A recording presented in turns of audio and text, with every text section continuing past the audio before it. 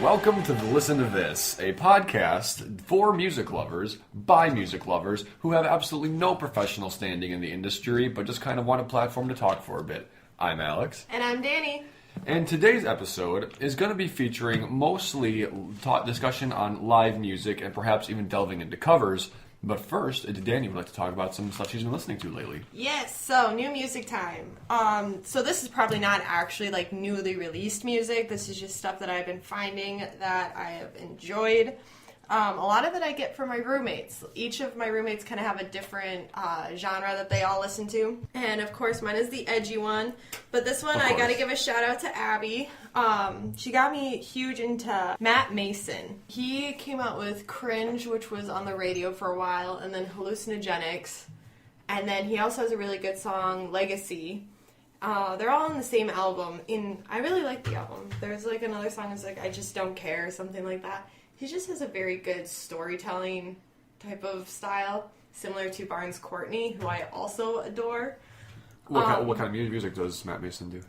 It's kind of like alternative singer-songwriter, or? Yeah, it's kind of almost like indie alternative is the best way I can put it. Like, okay. There's definitely an acoustic guitar and some sort of drum beat, and the rest of it's just about kind of like the old Western. Well, I don't want to say Western, but it kind of has that feel to it almost, where it's just kind of like either talking about... yeah, like that. Here. I don't know. Well, because I always compare him to Barnes Courtney. Matt Mason is the city version of Barnes Courtney.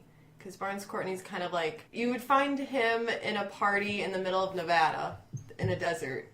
And everybody would be wearing Converses and leather jackets and dancing in a pool. That is quite a picture there. I got it from Barnes Courtney's music video for Kicks. Is that what the video was? Yeah, okay. Them partying in a desert in a pool. Oh boy. It was great. But yeah, then Group Love is coming back, or at least she got me back into Group Love, so everybody knows them for Tongue Tied. They did a song with Weathen called Upside Down. And I know Weathen from Abby again with Good Nights and Super Love. Really it's just a really good, they're definitely songs you listen to in summer. Like a night in summer, you got the fire going, everybody's chilling. It's kind of like that sort of music. Okay. I'll be honest, like you saying Super Love, that sounds so vaguely familiar in my head. I probably never heard the song, but I've heard that name before or something. Yeah, I feel like that's a very common name though for a lot of different No. alternative songs. Maybe, I don't know. I'd have to check, but I probably showed you it too for some reason. On the topic though of Danny getting names wrong, her name is Chelsea Cutler, not Chelsea Cutler. I knew it. I looked it up, but I actually like her as an artist. You talked about that 1 episode ago, 2 episodes ago, something like that. I looked her up and I actually enjoyed a lot of her. I actually enjoyed her, her personality in interviews and stuff. She seems like a genuinely down to earth, cool person. Yeah, she just kind of started with making music in her room pretty much, and just whatever she could learn to put together to make a song is what she did, and I was very impressed with her. Modern day Michelle Branch. Anyway, Everywhere, All You Wanted, Breathe, Goodbye to You. There's a fifth one. There's a fifth big song. Are you happy now? Ooh.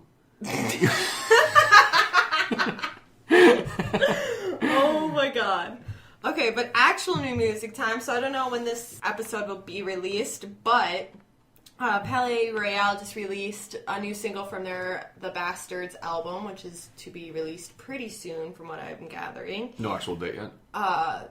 Or is it kind of a 2020 release date? Yeah, it's kind of like that. It's enough to the point they're really gearing up for it, but for the most part, either I haven't seen an official date for it, or it's changing a little bit. All right. They are already on their Bastards tour, though, so far... It's gotta be soon. Yeah, so Europe's already heard a lot of their new songs, so I'm a little salty about that. But, so Palais Royale just released today on the 13th, their single, Lonely. I know the music video that it came out was directed by Remington Leith, who's the lead. He kind of did this release on Instagram about it, about how it was about mental and physical abuse that he faced when he was a kid, and yikes. I have an assumption it has to do with his father, but I'm not quite sure. But There's some ambiguity. Yeah, a lot of the band members, they're all brothers. They all either don't talk about their dad, or they talk about their oldest brother being their father figure, and everything like that. Is he also in the band? Mm-hmm. Okay. He's the guitarist. It's a really good song. It's kind of a slower song, very My Chemical Romance feely almost. And then so that actually kind of makes me excited to see what the rest of their album will look like. Is that the only song that's been released? Mm-hmm. Oh yeah. So I'm wondering if that's going to be like one of the first songs, and then the rest of the album is going to be either follow that note, or if it's going to be that note and then it's going to change. Because their sound has kind of always fluctuated a lot. On a song-by-song basis? Yeah. I think Hang On to Yourself. That one will probably be on the Bastards album. They released it as a single like a while ago. But the music video that was leading up to the Bastards album is very poised and violent. So that makes me wonder kind of... Poised and violent? Yeah, oh because my, like, the okay. setup in it is like... The setup for the music video is very... It looks like a grand like ballroom. So you got the gold, you got the pearls, all these people are dressed up, like ball gowns. It's kind of like masquerade-y. You can't really see anyone's face, and like you listen to the lyrics and it's talking about like cocaine and like poppies and pearls and all this other stuff. And then like you see the waiter on the tray and he turns around and instead of having like wine glasses on it, they're like guns. And you see like these old like guys like picking up these guns and laughing about it. That sounds heavy. Yeah, it was weird. That's like some Purge shit right there. Yeah. Fascinating. That Yeah, sounds... so that's the whole setup for this Bastards album, and a lot of it has to do kind of with the violence in our society, the like kind of the angst that, the new sort of angst that kids are feeling. It just dawned on me, is Bastards referring to themselves? Because they feel like they didn't really have a dad, or they just... Or, okay. That's exactly what it's for. I thought, when it was called Bastards, I thought it was going to be an accusatory thing. Like those bastards. Yeah, Or no, you they're bastard. literally like calling themselves bastards. Okay. Yeah. Like I feel like a lot of people can pull different messages out of their stuff. Like they can pull, especially like Hang On to Yourself. They could pull that like violence and facades are like what's wrong with today's society, or they could pull out that we are focusing on too much of the finer things. We're missing like The serious things that are yeah, going the on. serious things that are going. Okay, interesting. By pure coincidence, after our last recording session, I actually went down the rabbit hole just by chance of more sad boy SoundCloud rappers after we were talking about like Nothing Nowhere and stuff. And I found a lot of new artists who are already fairly established in their own realm, like Fat C, 93 Feet of Smoke, Shinigami. And most of their stuff is sad boy. You can kind of tell they're getting something off their chest. But they have other songs that are kind of party songs too. Very few and far between, like one song for every 10 kind of thing.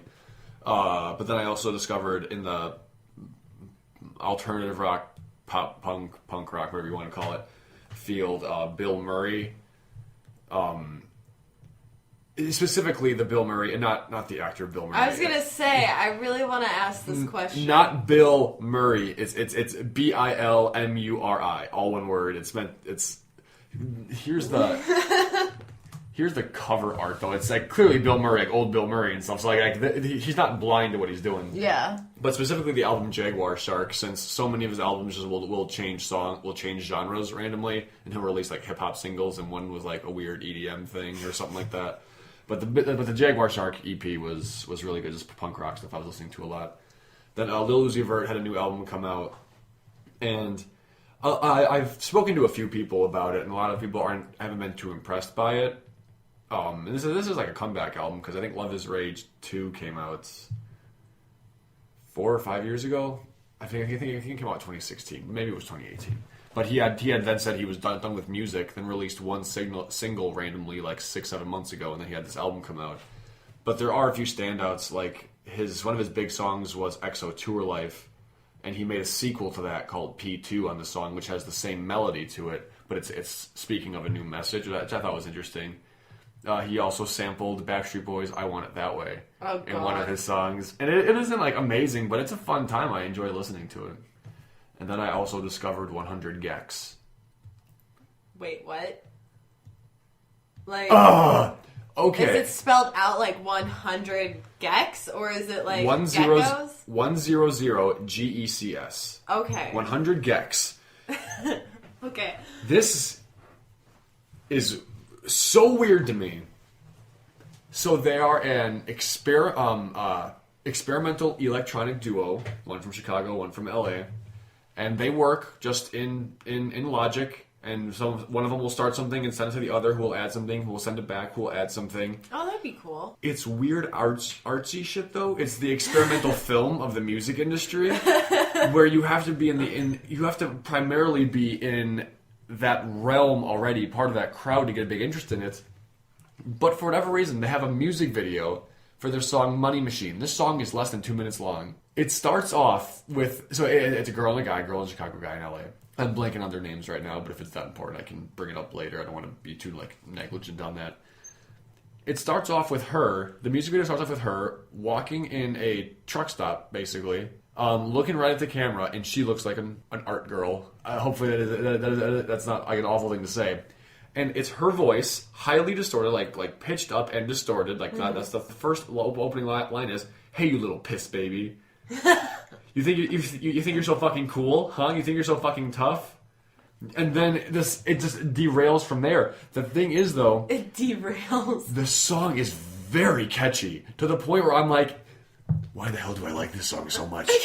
And I downloaded it and went to work the next day and blasted on the speaker that plays throughout the whole place. Oh no! And sure enough, within the first 5 seconds, one of my employees goes, "Alex, what the hell are we listening to?" And I'm like, "Oh, just you wait." Within a minute, he's still going like, "What the fuck is this?" But he's bobbing his head along and dancing as he's checking people out and stuff. I'm like, why is this song so catchy? I'll have to play it for you after this because it's so damn weird.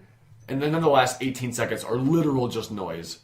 It's so weird, but I'd recommend checking it out. It's just even if you end up hating it, just for the joke of it all. But anyway, I was so perplexed by when I first heard this. I'm like, I gotta talk about it. I gotta talk about it with someone. Oh man, like they're the ones that are so catchy, and you're like, why is this in my head? Like, because it doesn't have any like real substance to it. Because so you're like, whatever. But then all of a sudden you're like singing it, and you're like, oh man, is this what joy is? That is the best way to describe it. There's no substance, and this is probably one of those bands. That's kind of the point, almost. Like. They're just making stuff to make stuff. Because either for the fun of it, or maybe even almost, maybe it could be. It wouldn't surprise me to learn that maybe it's satirical almost of like pop music kind of thing. So they're like blowing things over the top, but no substance. That's no substance, but still some quality. Yeah, kind of thing. Getting into the meat of the episode, though, live music, not necessarily concerts like the previous episode, but CDs, live albums entirely. Now, I never was really a huge sucker for this kind of thing. I always preferred the quality of a studio recording. Mm-hmm. But I think the first song live I heard through an album was Sister Hazel's Before the Amplifiers live acoustic album when they did their most famous song, All For You. The first 40 seconds isn't even All For You. It's just them doing a lot of the musical themes of All For You, but just playing it acoustically, just playing the guitar together. The two guitars just going for it. And it was really cool. Then it gets into the actual, probably playing in like a coffee shop. But I wouldn't really get into it until years later when you would show me Bring Me the Horizons live at Royal Albert Hall's album, in particular the song Sleepwalking. Oh, that is my favorite song. That was always my favorite song from their Sempiternal album, like the studio version. And then they ended up doing the whole live set at Albert Hall. It was like a huge thing that they were posting on social media about because they recorded it and then sold it as a DVD sort of thing. Money that they got from that would go to the Cancer Trust that way. Accompanied by the Parallax Orchestra, conducted by Simon Dobson. And so it has like the orchestra and the choir with it. And like the choir is what, like a 50-person choir or something like that? Yeah, it's insane too. Like I remember them posting like behind the scenes things with it, and like them working with the choir, and them talking about working with like the orchestra and like finding accompanying music for like rock songs. Like they did Throne, they did Antivist. If people know what that is, that's like a very angsty like let's go out and burn some shit down sort of song. Okay. And they had the choir behind it too, and you're just like, or one of those mixes that you don't think would work, but then it does. But then it does, and it sounds And incredible. you're like, oh, okay. Like, I can only really speak for Sleepwalking. I've seen the full video, the whole Royal Live at Royal Albert Hall video online. And I just kind of skipped through a few things, listened to a bit, but I actually didn't care much for Bring Me the Horizon until you showed me that video of Sleepwalking. That's when I started looking into him more. So at the time, I was just like, okay, whatever, and I wanted to find the one song again, and it was like haunting with the choir in the background and Oliver, and then I don't think he was part of the band, but there was definitely another guy there going along with the lead vocals to help Ollie throughout his set, kind of thing. You know, like I don't think it was the guitarist or anything. I think it was. oh, it's he is a band member. He is? Okay. Yeah, he does the piano and kind of the electronic side of it. Okay. He Ollie's singing practices weren't the best for his voice, and I'm sure Yeah. he needed help during live shows at times. between them singing and the choir singing, like, there's no part of it that you're just not, you end up getting goosebumps, like, immediately, and you don't know if it's because of how, like, the choir is, like, first off, how versatile Bring Me the Horizon songs are In general, in general, to be switched like this, but also, like, having the kids screaming back and just thinking, like, just hearing it live is probably something completely and utterly just amazing. I envy the people who have, especially, well, I mean, in particular at that show. But also, too, like, I think the reason it worked out so well, especially with the, they used a lot of songs from their Supernatural album, and then That's the Spirit album, and then a little bit from a lot of their, like, discography prior. There we go. No, you got it. I'm not gonna make fun of you. You got it. Big words. But, so it was an interesting mix. It was, like, a lot of their songs from the beginning of them to how they had changed then. And a lot of their songs, in my opinion, especially in the Supernatural album, there's always that one part in the song that it's like the whole song you're holding your breath, and then that's the part where you, like, exhale. And Bring Me the Horizon always has that one part in the song, especially Sleepwalking, Can You Feel My Heart, the beginning part for Hospital for Souls. That's a cool name. It's something that they carry through, especially in That's the Spirit with Avalanche, Oh No, Follow You, and then even now with Ludens. Even in Ludens, with how pumped up and how busy that song is, there's still that one part where it's like Ollie's voice in the back, and you're just like, oh, the sun is shining. Do you have any moments like that from Amo? Yes. I can't think of the songs right now. Well, because This is my brain. I had actually heard, like, I looked into it a bit, and you said you liked Amo, I really like Almo. but I heard it was kind of hated on because their sound was so different. Obviously, Yeah. for health reasons, their sound was different. But there's even a song where they kind of call that out, like, yeah, I'm sure you guys are going to hate this because that's not as heavy as it used to be, or like there's an actual lyric Yeah. that specifically calls out in some song. The song you're talking about is heavy metal, where they're That makes sense, yeah. yeah, they're kind of making fun of the people that are making fun of them and are dissing them, and they're just like, oh yeah, like this dude in a black Dahlia shirt is saying that we're not metal anymore, and it's just like, we don't care. We're Like- trying to make the music we want to make. Exactly. We're not trying to fit an image. But a lot of the time, so you asked if I feel that type of way with Amo, Nihilist Blues, it's not as strong in that one, but it's definitely in that one. Mother Tongue for sure. Mother Tongue is just so good. You can tell it's a love song if you, like, really listen to the lyrics. And it's not like oh, hey girl. It's like a genuine, like, I wanna spend my life with you. yeah, like, you're my person type of song. Aw, Like, if you that's really listen adorable. to it, like, they're just like, there's a lyric where they're like, Ollie Sykes did a, like, interview about it, and he was just, like, talking about the girl he was seeing. I think he's still seeing her. But the story that goes with the song was that they met. She speaks Portuguese. He doesn't. So there's that language barrier. But he goes, we just connect so much as people. He goes, there was one time they, like, were hanging out and they, like, laid down, and he goes, we just started crying. Like, we don't know why, but it was just, like, that moment of, like, the gravity of everything hit them, and they were just, like, out of the barriers, like, how they met, them always being busy because she's a model and he's in this band, the fact that they have this language barrier and they still continuously choose each other. He goes, we just start crying. And you can really feel that in that song. That whole song is just a really long exhale. I do like that. Have you ever seen the movie Love Actually? I think I've seen like a scene of it. It's the second best Christmas movie, but there is a storyline in which a guy falls in love with a woman who only speaks Portuguese. And they and they end up coming back to each other like he leaves to go find her, and he manages to find her family restaurant, and he learned Portuguese for her, she learned English for him, and But as soon as you said it, I was like, wait a second, is Ali making something up right now because he just watched that movie or something? Love Actually thing. Well, okay. Like how they met was he has the Drop Dead clothing line, and so they were releasing some like new seasonal stuff. And so they brought in like all these models to try on the clothes and stuff like that, and that's how they met. Really? And so it was when she was modeling for his clothing line, and he goes, she just seemed like such a cool person. I just wanted to like talk to her. And he goes, and then it just kind of grew. Are they together though? I think so. Last time I checked, I mean, after a lot of artists came out and just said, like, we don't have personal lives, I try and, like, step back. From the interviews that I had seen and recently seen, it seems like they are still together. But no, that's cool. I like real songs like that, especially when they can pull from experience. Because oftentimes you think, no, is that a rock song or is it a slower song? It's kind of a blend. But yeah, so Mother Tongue, it also kind of has... Mother Tongue isn't the same as it, or Love is the Mother Tongue. Yeah, Love is the Mother, that's what I was kind of going with.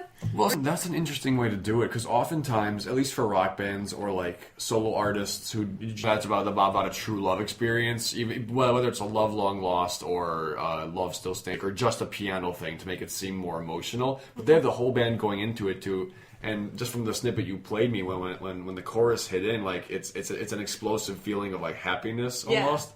And that's I'm not saying that's like a novel idea and they're the first people to do it, but I think that's an example of how to do a heartfelt, passionate song right without needing it to be quiet, without needing it to feel like a solo act to connect to one person's story. It can feel like a group thing, or in this case, a partnership thing.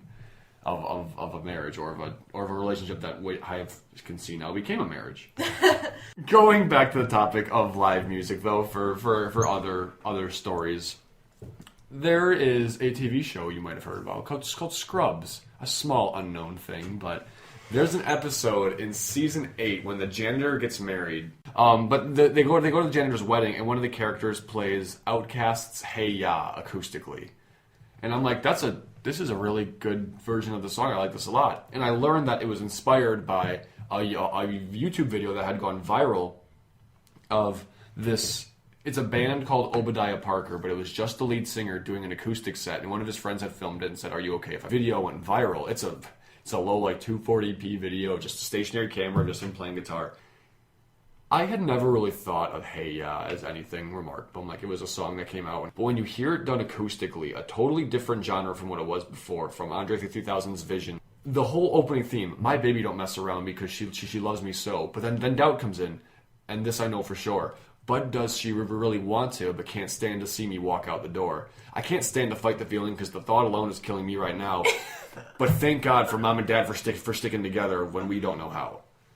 Hey ya, hey ya, hey ya, hey ya, hey ya." Oh man, I feel like I'm seeing this song in a whole new light. I'm kind of uncomfortable. And then don't be wrong. The second half of the song is kind of silly. The "Lend me some sugar, I am your neighbor." That's just Andre 3000 having that. Polaroid had to come out and be like, "Please don't shake it. It's bad for the Polaroid." Interpretation of it, but it's about like the beginning of the song is had like, I know that's true love, and seeing what we have right now, that matches that. This must be just. Goes on to random chaos throughout the song kind of thing. Well, that ain't a love. Big example of when I was conscious of what music, how a genre change can really emphasize or just change a song almost, so to speak. I mean, growing up, I listened to Alien Ant Farm's version of "Smooth Criminal," which I didn't know was a cover of a Michael Jackson song until I heard it later. And those are both very stylistically similar. And then I heard other covers in that kind of genre and stuff, but hearing a live acoustic version of a very heavily produced pop song made me see things in a different light. But that's probably a topic I can get into way more later. I was gonna say, like, probably one of my favorite songs that's like a live performance song is Iris, either from the Goo Goo Dolls, because that was a live like Facebook video going around for a long time, or a very viral one going around for a long time. Then Sleeping with Sirens did a cover, and they posted that one to Spotify. Really? Yeah, and it's like one of my favorite ones as a cover, at least. Every time I hear that, it's just like one of those moments you're like, "Aww, like I wish I was there." Yeah. It's a moment of both being like, "That's amazing," and also like, I'm so envious right now. Real quick, also, Boyz II Men has a very nice cover of Iris. Oh, really? I have nowhere to go with this topic. I'm just going to throw that out there, though. Yeah, but Boyz II Men covers Iris very well. Do you know what the song Iris comes from? No. It's a movie, I believe. Oh, wait, with Nicolas Cage in it? Nick Cage. So now every time I hear Iris, I think of Nick Cage. No, I refuse to let my brain make that connection. You are not ruining that song. I'm thinking about True Love. I'm not thinking about Nicolas Cage. I'm thinking about cuteness, not Nicolas Cage. Not Nicolas Cage and his National Treasure, like fucking holding torches in the middle of like weird tombs. I'm not doing this. Before the Civil War, people used to say the United States are. After the Civil War, they began saying the United States is. Now, I was never a particularly big John Mayer fan. I didn't hate his music by any means. I really liked his song Say, but that was more for its association with the movie The Bucket List, which makes it a very sweet song, because otherwise it's just incredibly repetitive. Say what you need to say. Just say what you need to say. Say what you need to say. Just say what you need to say. All right, John, we get it. Is it bad that I don't know any of his, like, I don't know the names or titles to any of his songs, but if Your I Body's hear... a Wonderland?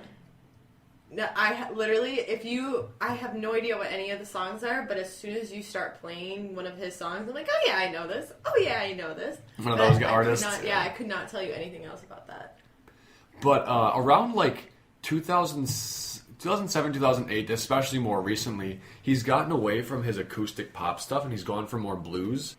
But around like 2007 and 2008, and especially more so nowadays, he got more into like a blues, folk rock almost kind of genre.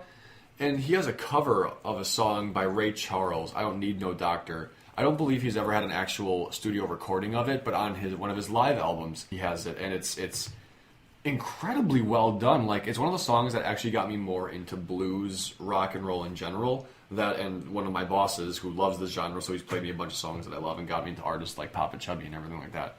But this particular song, I actually showed him that he had never heard of, and he knew John Mayer as that pop acoustic guy, so hearing him play blues was something he was really into. So that's another live song I like. But now a non-cover live song. I am by no means a Dave Matthews Band avid fan. I have nothing against them, but they never really... Avid fan.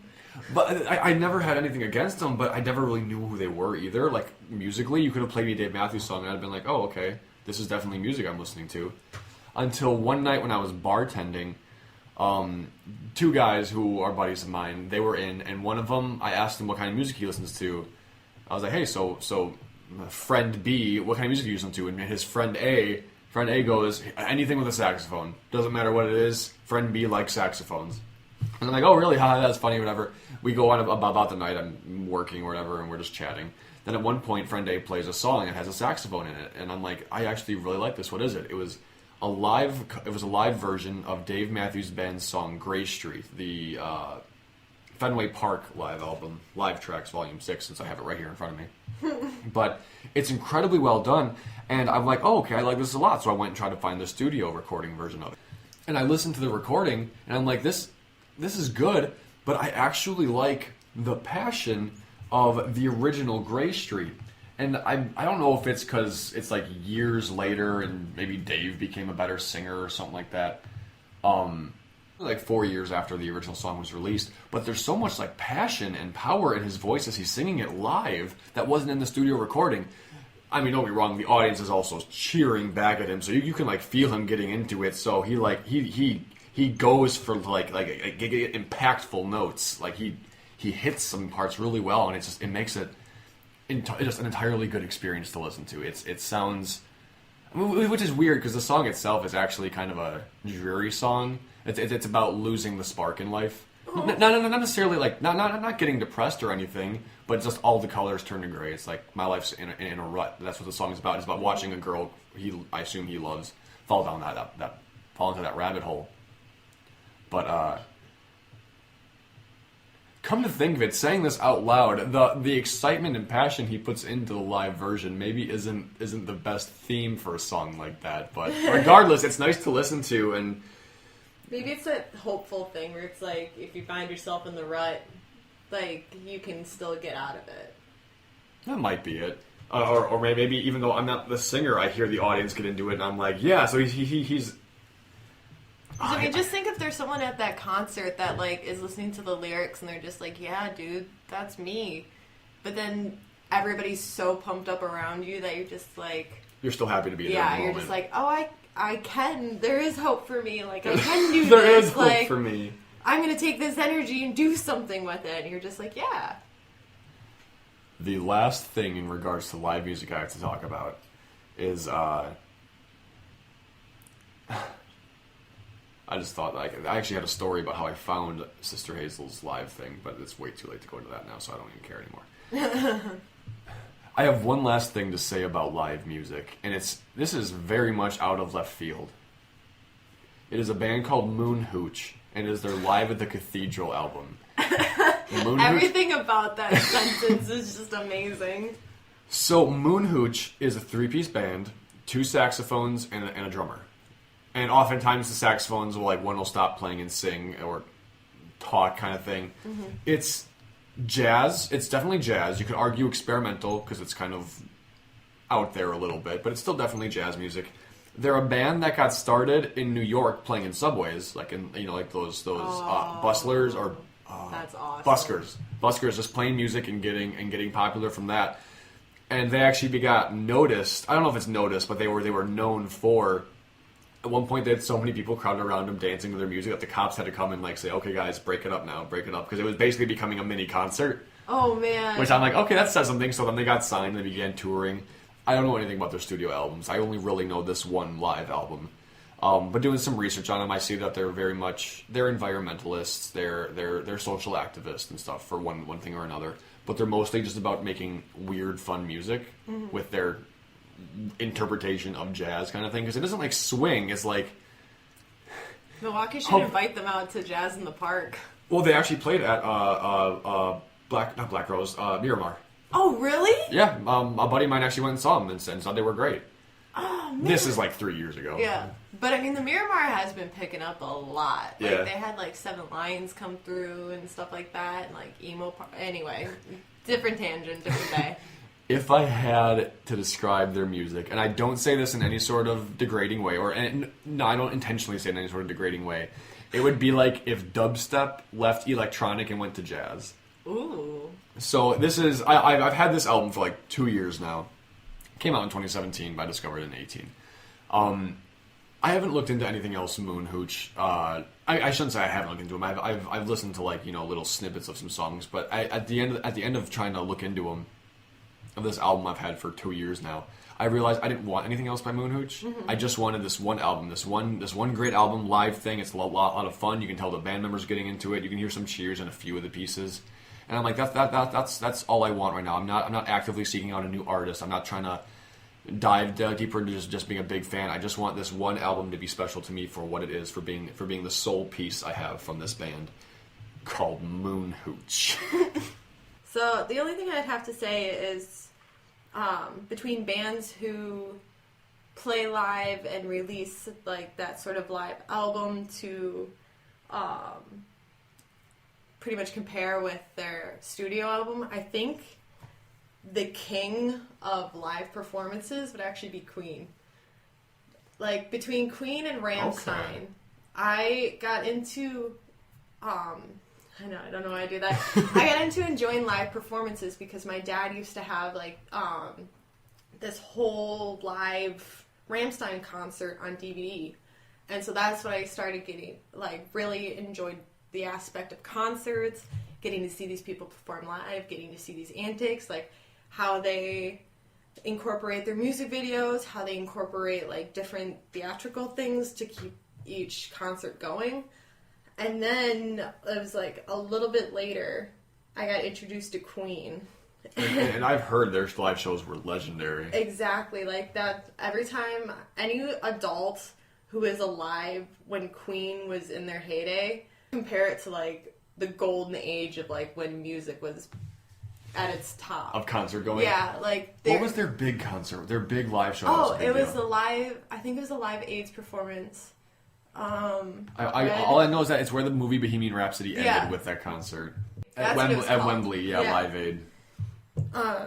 Yeah, a lot of the songs I have saved from Queen are a lot of their live Aid performances. Really? Yeah, and then going to see Bohemian Rhapsody and seeing like their way of showing it, it just made it so much fun to listen to because they were saying like Freddie Mercury was just so good at controlling these crowds.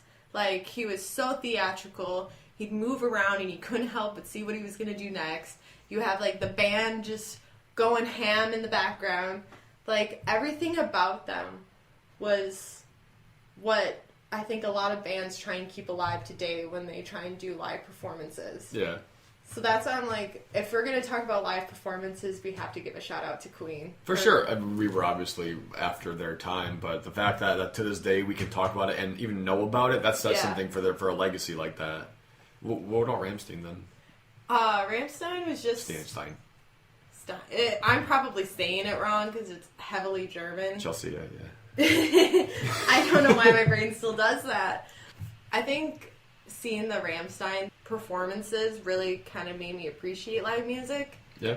Because even though, like, you know, it's this recorded thing and stuff like that, you still get to see how much effort these artists have to put into making a show for people. And how much more personality they can have sometimes. And how much the crowd enjoys it. Because I love concerts for the crowd. Like, I like to go see bands, but sometimes if you're waiting for, like, the main band to come up and you're, like, meeting these or seeing these bands that you've never heard before, it's so much more fun to, like, see how hyped this crowd gets for them, who knows them, who likes their music. So it's just... You're just having a good time being surrounded by people who are having the time of their life. Exactly. Like, I know kind of why people who attend concerts are, like, happier, because that atmosphere is just so... Like, it's amazing. And it's addictive. Like, you want to go to more shows because you want to feel that way again. Oh, yes. We might know that. You especially might know a thing or two about that. Every time I can, I try and go to a concert. Especially, I don't even really need to know the band completely. Like, Mr. Wives. I know enough of their stuff that I was like, yeah, I'd go see them. But I was more or less going for Paris. Yeah. But I was like, yeah, I'd go see them. And they were so much fun. Yeah. Like, they played Reflections, and that's the only song I knew from them. But I was having so much fun before that song even came on, and it was just because of the crowd having so much fun. So I think too... And they were opening for Paris, right? Yeah, they were. Okay. So seeing all the aspects of a live performance, whether seeing it or hearing it, and hearing how much fun the people are having, I think is probably why I like live performance songs just a little bit more than the studio. That makes sense. That's actually a very, very good note to end on, but I just want to say, I think I have 2 DVDs of, I have a lot of, like, band, like, behind-the-scene toury stuff. I think the only live concerts I have are one of New Found Glory and one of Good Charlotte. Ooh, Good Charlotte would be cool. And it was after Young and the Hopeless came out, so it was, they played the anthem, they played Boys and Girls, the classics, Lifestyles of the Rich and Famous. I think I've only seen them once, and I'm pretty sure it was at Warped. They played, like, all of their classics, and it was so cool to see live. Their newest album, I think it's RX is their newest one, was kind of lame, but their album before that was good, because that had 40 Ounce Dream. Oh, God. But then, like Joel Madden's been doing a lot, and Good Charlotte was also featured on the Pixels soundtrack. The Adam Sandler movie Pixels. Yeah, they did the theme with Waka Flocka Flame. Game On. Oh, God. It's a good song. Oh, no. In any case. They're becoming a dad band. Oh, I think Good Charlotte's achieved dad band status. They're all in their 40s, and they like they're growing facial hair to look like tough, but instead you can see the gray in it and stuff. Especially for Joel and Benji. Well, that's a very pleasant note to end things on. This episode is a bit shorter than the other two, but this was mostly just us storytelling. We had the anecdote of here's a live thing I know, then went on just tangents about stuff. But And, hopefully we give them some new music to listen to, and in turn they give us some more, because I am always in the market for more music. Literally always, same for me as well. Okay, do we have anything decided for next episode? Do you want to do covers or music videos? We still haven't talked about music videos yet, even though we both have a billion things to say. Yeah, probably. I think music videos will be our next one. That'd be our next one? Yeah, we just have the homework of putting together playlists to post on social, which will be fun. That'd be rad, actually. I'm cool with that. Okay, but thank you all for listening. 3 episodes in, hopefully we're starting to seem like we're getting the hang of this thing. This episode is pretty indicative of what we actually wanted the show to be, just having a theme to talk about, but then just going off on our little tangents. So thank you for enduring that and listening to us excitedly babble on about what we love. But thank you for listening. I'm Alex. And I'm Danny. And we'll see you guys next time. Dun-dun-dun.